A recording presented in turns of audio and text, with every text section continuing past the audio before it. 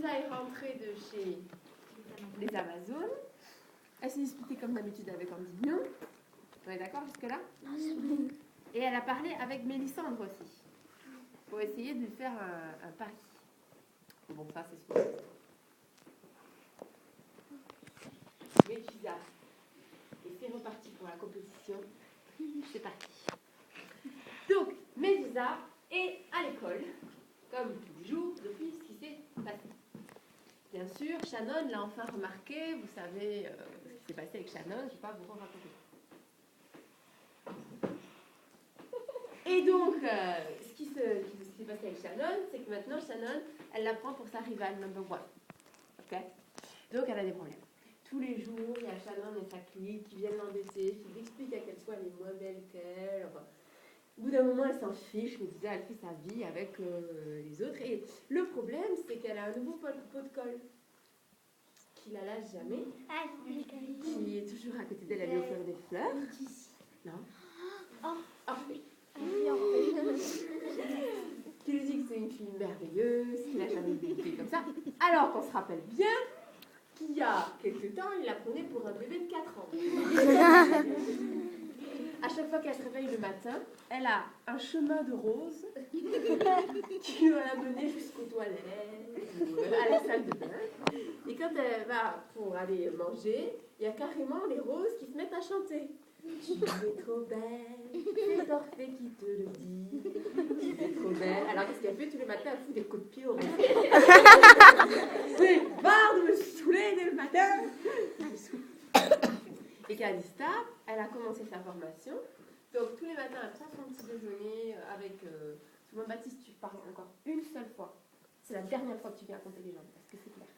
Donc tu vas t'asseoir ici, je ne veux plus t'entendre. Viens t'asseoir ici. Et donc, Calista, donc, elle se lève le matin dans sa chambre, elle va déjeuner, et au lieu de prendre le bus, elle rentre dans le bus, et dans le bus, il y a 2 femmes qui arrivent, que les autres ne voient pas, c'est comme des petites filles, qui lui prennent la main, et Calista disparaît, et à la place, il y a une fausse Calista. Bonjour. Alors les copines de Calista, elles pensent que Calista, elle a pété au boulot. Alors elles disent, mais Calista, qu'est-ce que t'as? Bonjour. Mais ça va pas, qu'est-ce que t'as mangé quelque chose? Bonjour. Alors elles se disent qu'il faut qu'elles aillent voir la maîtresse. Donc elles vont voir la maîtresse principale, qui est la nouvelle maîtresse qui vient d'arriver dans l'école, qui a des cheveux bouclés, ça, et qui parle aux oiseaux, Déméter. Mais madame Déméter! Qu'est-ce qu'il y a les enfants? Calista a un problème de sa tête. Et oui, Calista qui va dire, bonjour. Je fais mes devoirs. Bonjour. Mais c'est tout à fait normal. C'est normal, mais on a plus notre copine. C'est parce que, venez, je vais vous dire un secret. Alors, elle s'approche comme ça. Et là, il y a les cheveux de Déméter qui commencent à s'enflammer. Ça ne vous concerne pas! Elle est folle, professeur. Chut, Calista, elle va nous manger. D'accord, pardon, madame. Vraiment désolée. On va aller voir Calista. Mais non, elle ira mieux d'ici quelques temps. Si vous voulez aller la voir, je vous conseille de la voir après l'école chez elle. Vous verrez qu'elle sera complètement comme vous le souhaitez. D'accord, les enfants? Tenez des bonbons. Non, merci, on ne peut pas être empoisonné. Et elle se jurait qu'elle trouverait qu'est-ce qui s'est passé avec Calista parce que c'était ses super copines. Et elle voulait savoir ce qui s'était passé. Donc maintenant, elles ont décidé que le soir, elles viendraient à la maison de chez Calista et qu'elle irait demander qu'est-ce qui se passe à sa maman. D'accord? Bon, ça c'est pour expliquer où est-ce qu'on en est. Donc Médusa, elle est dans l'école, parce que maintenant Médusa, elle dit qu'elle marchait comme ça. Ok, salut. Ouais, Médusa, bonjour. Ouais. Ouais, je sais, ouais. C'est impressionnant, ouais, je sais. Donc, elle est derrière, Orphée. Si. Orphée. Il est trop beau! On l'a refait, là, s'il vous plaît. Et Orphée arrive. Il est trop beau! Non, c'est...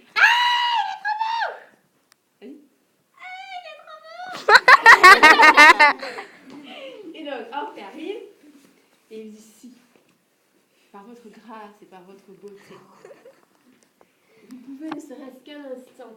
Et là, il y a Endymion qui arrive. Oh yeah! Beau gosse. Écoute, mec, il faut que tu arrêtes de lui parler comme ça. Elle n'a pas changé. C'est toujours la petite fille insignifiante, totalement débile avec qui on travaille depuis le début. Moi, je suis débile. Moi, je suis débile. Et il y a Shannon qui arrive. Et les Shannonnettes. Elles sont comme ça, comme un vol des oies sauvages. Il y a Shannon devant et elles sont juste un peu derrière, comme ça. Médusa. Et là, elle se prosterne. En fait, en dînant, mes chers princes, nous voudrions nous entretenir avec cet être infâme qui vous entoure. Mais nos mots risquent d'être durs pour vos oreilles sensibles. Alors, s'il vous plaît, de vous retirer un instant et d'attraper Médusa. Qu'est-ce qu'elle veut encore elle? Nous sommes, elle commence la chanson. Nous sommes les Shannon. Nous voudrons t'expliquer que ce que tu fais, c'est bad. T'as cru qu'ils étaient vraiment à toi, ces mecs? Tu sais qu'on a un temps prédéfini. Chacune ne doit pas passer plus de 4 secondes avec eux à la présence. Et toi, tu passes toute la journée? Il y a un moment donné où tu es irrespectueuse. Il va falloir quand même que tu te rendes compte dans quel monde tu vis. Et là, toutes elles sont là. Le monde de Shannon, oh yeah. Le Shannon, oh yeah. Le Shannon, oh yeah. Le monde de Shannon. Exactement. Elles ont compris la réalité, tu vois. Toi, t'as pas trop compris. Donc, on a décidé qu'on allait te boycotter. Boycott. Le boycott de Shannon. À partir de maintenant, tu n'existes plus. Et là, tu n'existes plus. Parce que j'ai décidé de t'éliminer. Shannon est exclue. Shannon ne veut plus de toi. Tu es bannie. Oh. Mais sérieux, vous croyez que c'est la comédie musicale de Notre-Dame de Paris qui recommence ou quoi, là? Vous avez pas compris qu'on est dans la cour, là? Shannon, vexée. Shannon, taisez-vous, là! Écoutez-moi, ces mecs, personnellement, si vous les voulez, mais prenez-les! Prenez-les! Moi, je m'en fiche. Complètement. C'est eux qui viennent vers moi. Comment... Et là, alors que Shannon était en train de faire une de ses tirades, il y a le collier de Médusa qui se met à biper. Il y a le bracelet d'Orphée qui se met à biper. Le bracelet de Médusine qui est en train de faire des bêtises. Avec ce cercle démoniaque, je vais pouvoir faire venir plein de monstres dans l'école.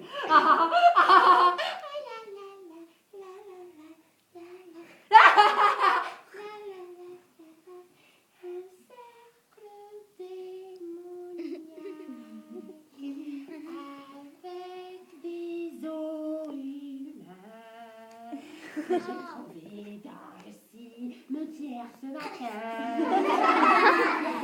Je vais invoquer des monstres sanguinaires. En mangeant de la barbe. Et elle aussi, a son boucle de ses boucles d'oreilles qui se mettent à piquer. Allô? C'est toi? Et ça continue à biper. Et là, il y a Shannon qui fait hey, meuf, je crois que t'es en train de biper. Excuse-moi, je sais, t'es en train de biper. Quand Shannon te parle, il faut absolument pas te déconnecter. Excuse-moi, j'ai un truc à faire important. Est-ce qu'il y a un maître à voir à Shannon? Oh, et là, tout là. Oh non, Shannon, est-ce que ça va? Shannon tourne dans les bas. Oh, comment t'as osé? Shannon, puis elle a une éventail. Respire, Shannon, ça va aller. Alors qu'ils sont en train de taper, ils disent Shannon, au secours, elle a appelé une infirmière quelque part. Oh, Shannon. Bon, ouais, pas triste. On va les laisser, hein, on ne s'intéresse pas. Et donc, il y a tout le monde qui. Alors, il y a Andy. Alors, lui, c'était une bague. Ok, on y va, vous êtes prêts? Tous derrière moi, on est parti.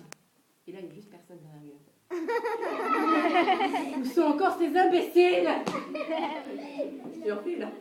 Médusa, mon aimé. Nous sommes demandés à une nouvelle mission. Nous devons partir, laisse-moi te porter dans mes bras afin d'atteindre n'importe quelle chose qui pourrait arriver. Dans mes bras, Médusa, tu seras protégée de tout. De la vie, de la mort, de chaque chose, je jure que par mon corps, tais-toi, parfait, tais-toi. Ah, vous sortez, belle dame. Ok, bon, il va falloir qu'on y aille. Dit Médusa. Puis elle dit, mais on va où? Et là, on dit, tous derrière moi! Tout le monde se décale. Je vous ai dit de me suivre, je sais comment aller dans la Garta, c'est mon pays quand même. Non, ça va, t'as qu'à pas donner l'homme. Et une petite chica.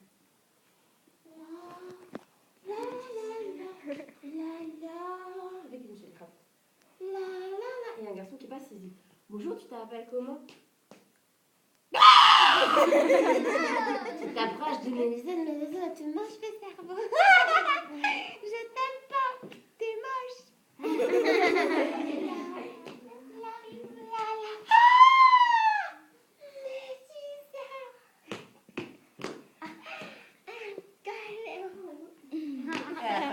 Vous allez à la boutique là. Mélisande, ça va aller. Elle est belle, elle est toute grosse. Ça fait bonbon partout maintenant. Ça suffit, oui. Non mais oh. Non mais oh. Bon, tous derrière moi. Et enfin il dit, écoute mec, faut que tu te calmes un peu.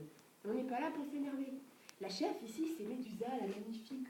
C'est elle qui doit passer devant, pas toi mon pote.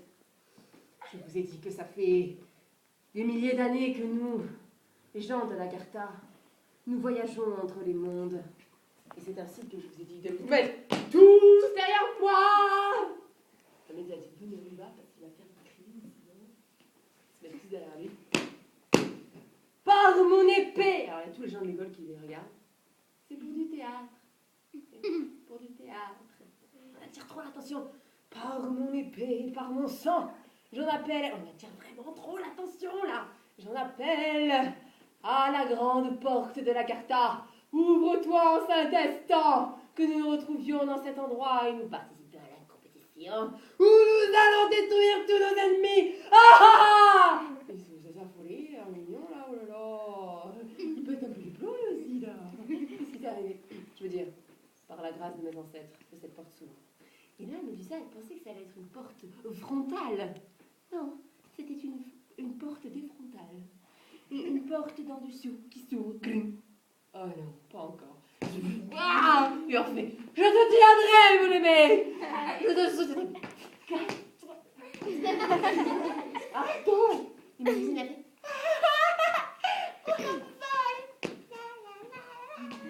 Non, dis-moi. Ne bougez pas, nous sommes presque arrivés. Mais en fait, tu es ici.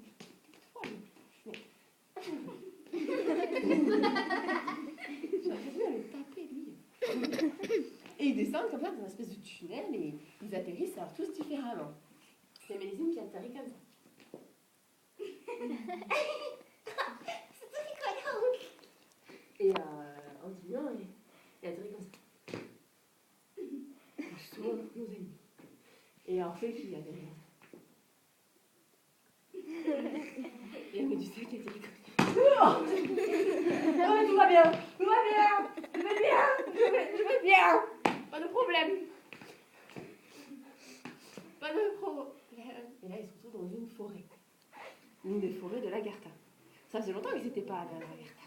Vous savez leur comment chose cachée? Désolée. J'en appelle à Cristal, la plus belle de toutes les fées des glaces. Il est pas venu.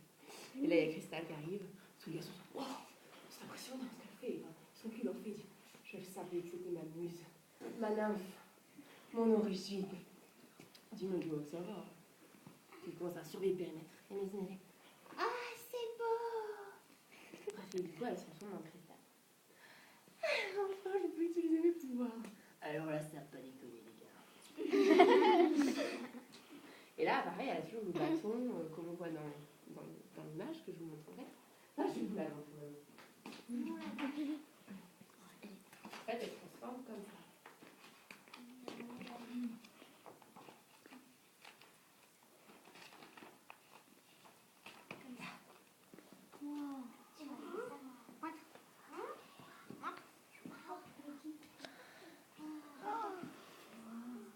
Tu sais, faut pas que tu filmes mes enfants. T'as pas le droit de filmer tes enfants maintenant.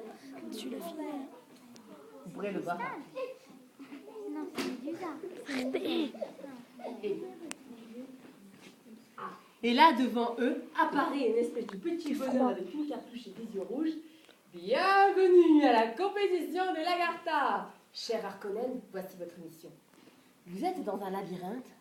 Et Mélusine dit, Mais c'est qu'elle est mignonne. Mais dis ça, Mélusine, mais qu'est-ce qu'il y a? Attends, écoute. est-ce que je peux le manger? Non, Mélusine, tu peux pas le manger. Pourquoi? Parce qu'il vient de nous dire les règles sans ça. Quand il aura fini, je pourrai le manger? Non, Mélusine, tu pourras pas le manger. Oh, t'as de la chance. Dis-le. Donc je disais, Vous êtes dans un labyrinthe et il va falloir que vous trouviez la sortie avant que votre peau flétrisse et que votre corps devienne de plus en plus vieux. Vous voulez dire par là, gentlemen, que nous allons vieillir à chaque instant que nous restons dans ce labyrinthe? Bah, c'est ce que j'ai dit. En fait, il dit, non, je ne peux pas vieillir. Je suis bien trop beau. Il dit, mon pauvre, t'es vieille. Tu vois pas que je suis déjà suffisamment vieille? Eh bien alors, trouvez la sortie. Et surtout, n'oubliez pas, restez en vie. Parce qu'il y a beaucoup de monstres. Des monstres! Il va y avoir des monstres! Le petit monsieur qui se balade et il se pète la figure. Il se pète la figure et il part dans la forêt.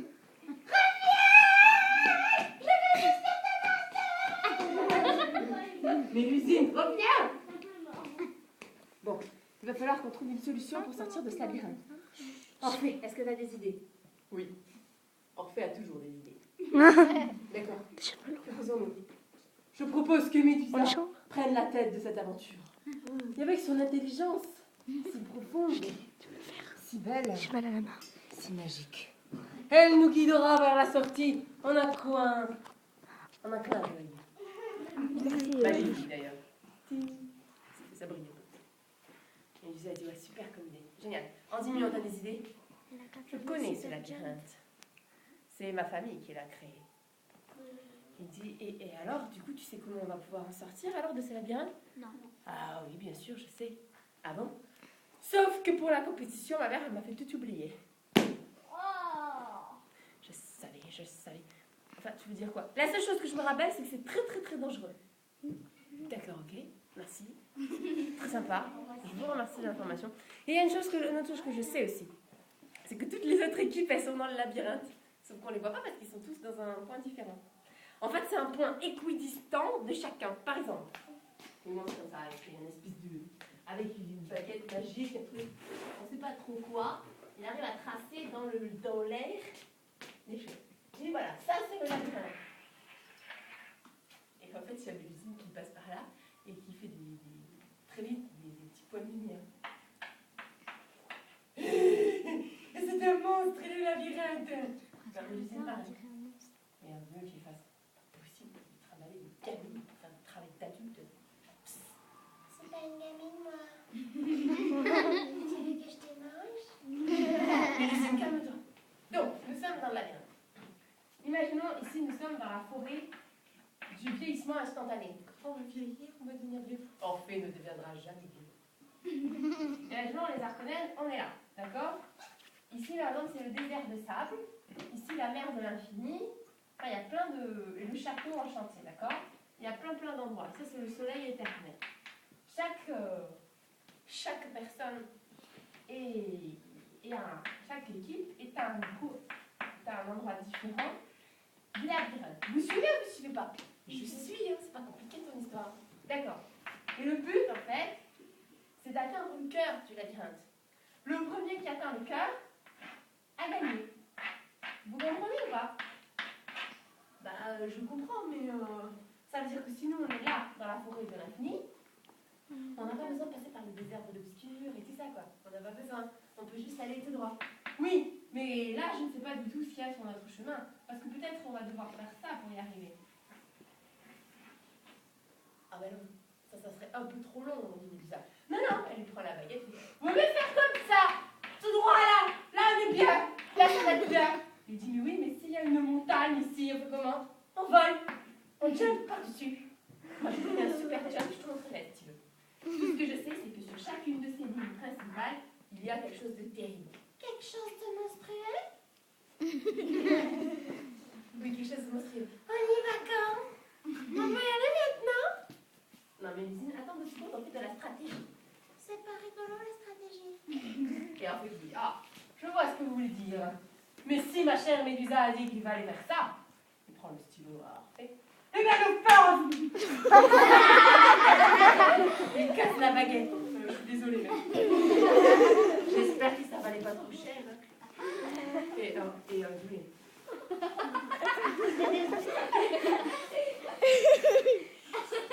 C'était ma grand-mère qui me l'avait donné. Je suis vraiment désolée, mec. Je te jure, j'ai pas fait exprès. C'est vachement fragile ces trucs en fait. Je l'appelais Mamie Étoile. C'était la seule chose qu'elle m'avait laissée. C'est ça de travailler avec des amateurs stupides. Il s'en va dans son coin, il boude. Pardon. Il dit, mais mec, arrête de bouder. Je boude pas. Je me concentre. Sans voir ton visage ridicule. Alors, Médusa, elle rattrape la baguette. Et comme ça, avec les 2 bouts, là. Allez, par terre. Ah ouais. C'est un bon gars. Et il dit, si tu veux, je vais essayer de la réparer avec de la glace. Je crois que toi qui es incapable pour faire quelque chose, tu peux y arriver. Je pense que c'est possible, oui. Fais attention, c'est plus précieux que ta vie quand même. Ok. Je vais faire attention. Ah. Je m'appelle Cristal. Bjoum. En fait, il y a la même baguette, sauf qu'elle est encerclée de glace. Et là, elle se met à vibrer comme ça. Et elle se met à se soulever. Et elle écrit. Vous êtes prêts?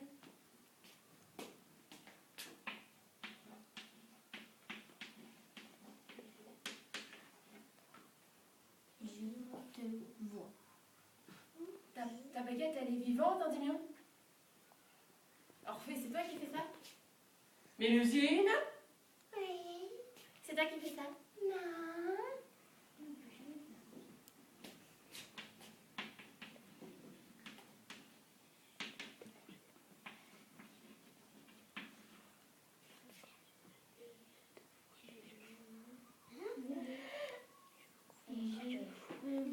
Je vois et je veux vous. Elle est là, elle s'occupe du truc. C'est les monstres.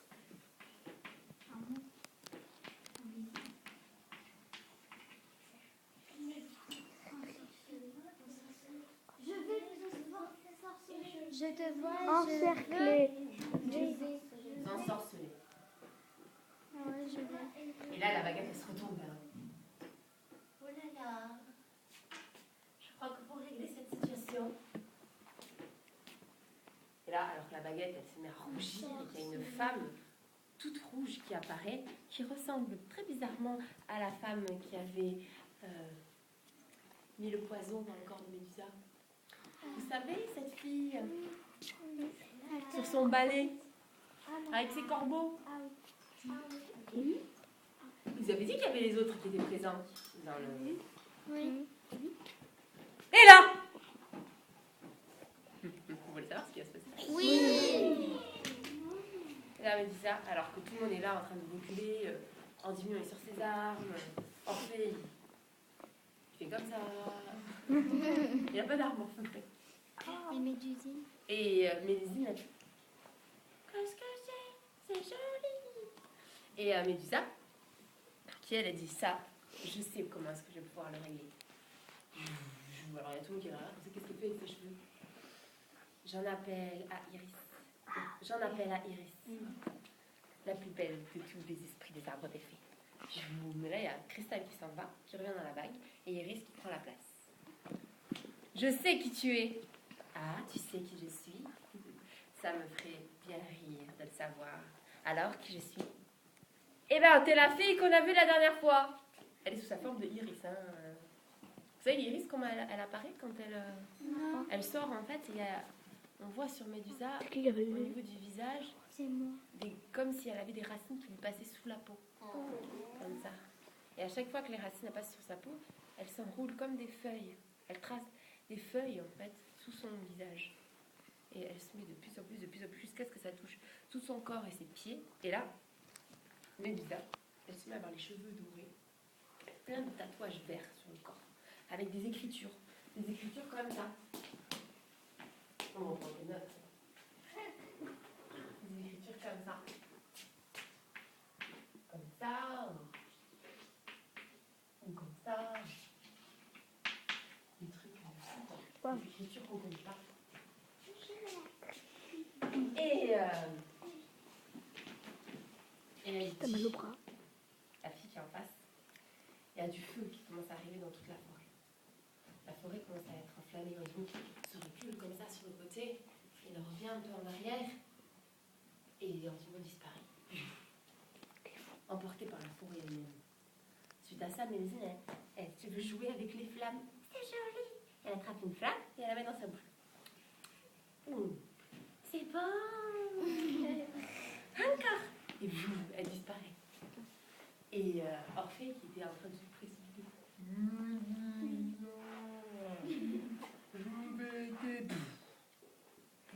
T'aider, on ne sait pas. Et il disparaît aussi. Et Médusa se retrouve seule devant cette forme de fille entièrement rouge. Vous voulez savoir ce qui va se passer? Oui.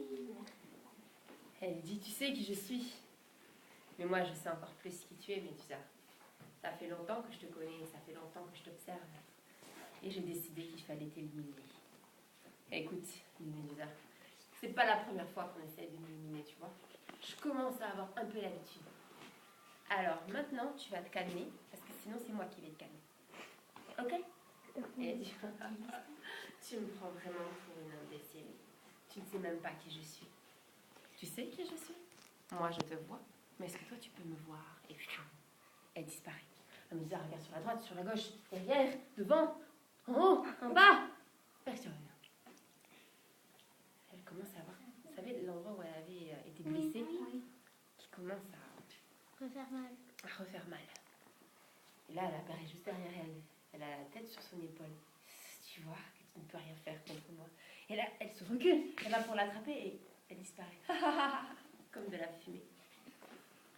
Qu'est-ce que vous feriez à sa place? Je la tuerai. Je courrais. Hein?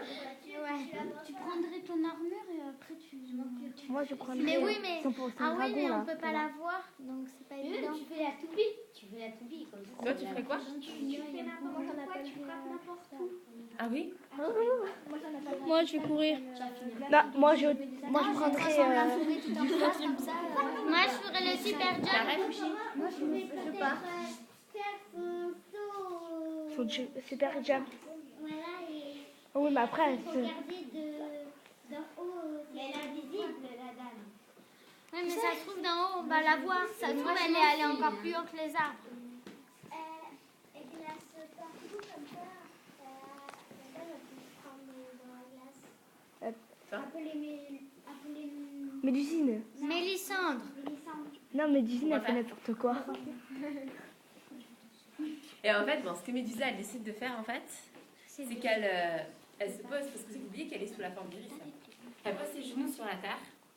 Il y a des racines qui commencent à sortir au niveau de ses paumes. Et elle met les racines à l'intérieur de la terre. C'est 2 racines comme ça. Et elle ferme les yeux. Et ces racines, elles descendent profondément. Tu sais que la Garca, c'est vachement plus près du noyau terrestre. Et en fait, les racines, elles, très très très vite, elles descendent. Et elle se retrouve à se connecter au noyau de la Terre. Et elle entend le battement de cœur de la Terre.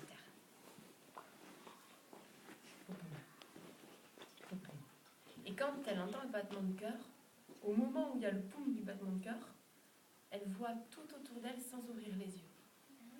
Et elle voit les énergies de toutes choses autour d'elle. Elle voit l'énergie qu'il y a dans les arbres. Et pourquoi est-ce que du coup les arbres sont des arbres qui font vieillir? Elle se rend compte que les arbres en eux-mêmes, ils aspirent la vie à l'intérieur d'eux. Que tous les gens qui sont autour des arbres, ils se font absorber leur vie. Elle le voit quand elle est en contact avec la terre. Et derrière ça, elle voit aussi que la fille en question, elle est dans un autre espace, un peu comme Mélissandre, qu'elle est capable de créer des trous dans les espaces. Ce qui lui lui permet d'être invisible, mais il faut pour toucher la personne, et ça Médusa le comprend, il faut qu'elle sorte de cet espace. Elle ne peut pas toucher les gens en étant dans un autre espace-temps. Vous comprenez ou pas? Oui. C'est-à-dire, tu comprends Enzo? C'est-à-dire qu'il y a un espace de la réalité normale, et dans ces espaces, il y a comme des trous de réalité. Vous comprenez ou pas ça? Et dans ces trous de réalité, il y a cette fille qui s'y faufile, et elle attend, et elle ressort, et là, on voit qu'elle est en train de préparer un couteau. Et qu'elle veut ressortir pour attaquer Médusa. Et là, Médusa, avec les yeux fermés, les deux paumes ancrées sur le sol, elle le voit très bien, et elle sait du coup par où elle va sortir. Alors elle sourit. Et elle a décidé d'utiliser les arbres contre elle. Utiliser le système des arbres de la forêt du vieillissement contre cette fille. Alors ce qu'elle fait, c'est qu'elle se met à parler aux arbres. Comme elle est avec Iris, elle a ce pouvoir. Et elle leur dit, je sais pourquoi est-ce que vous êtes triste. Je sais pourquoi est-ce que vous vous êtes mis dans des états comme ça. Et là, ça va très très vite dans sa tête, et en une fraction de seconde, elle voit l'histoire des arbres. Pourquoi est-ce qu'ils sont devenus comme ça? Parce qu'en général, c'est l'inverse. Les arbres, ils donnent de l'énergie. Souvent, quand on est dans une forêt, quand on marche, on se sent plus bien, plus en forme. C'est parce que les arbres, ils donnent des belles choses. Et là, eux, ils font l'inverse. Ils en prennent. Et elle sait pourquoi les arbres, ils ont fait ça. Vous voulez savoir pourquoi? Oui. Bah, c'est les demander. Avec vous. Donc, en fait, si ces arbres, ils ont fait ça, c'est parce qu'à une époque, dans la Carta, il y avait des gens qui ont décidé de se marier avec les arbres. C'est-à-dire qu'ils ont décidé de fusionner avec les arbres.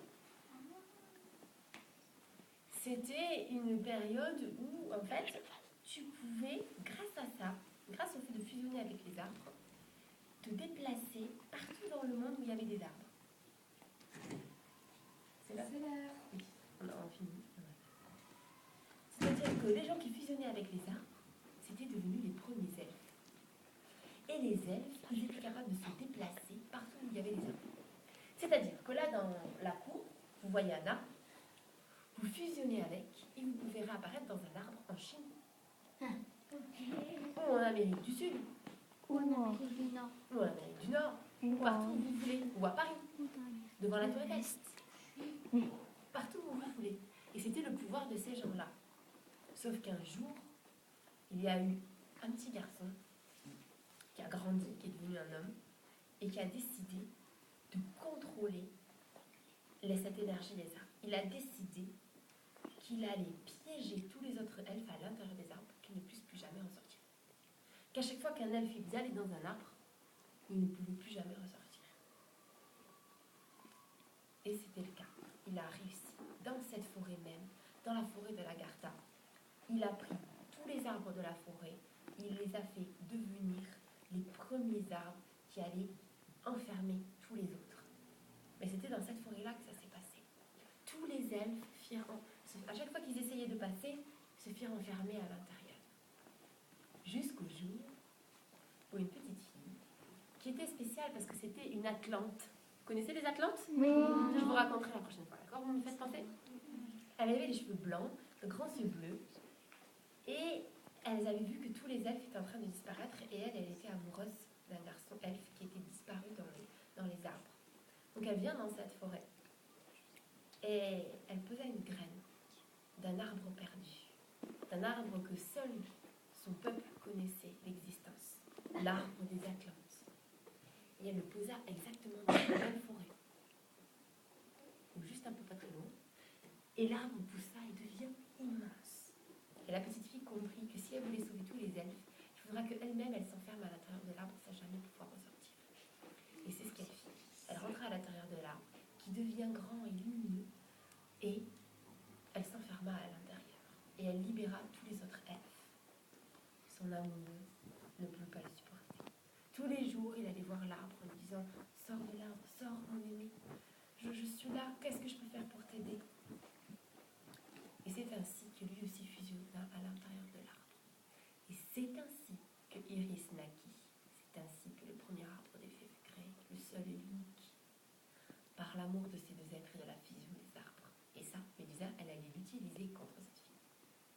autre histoire.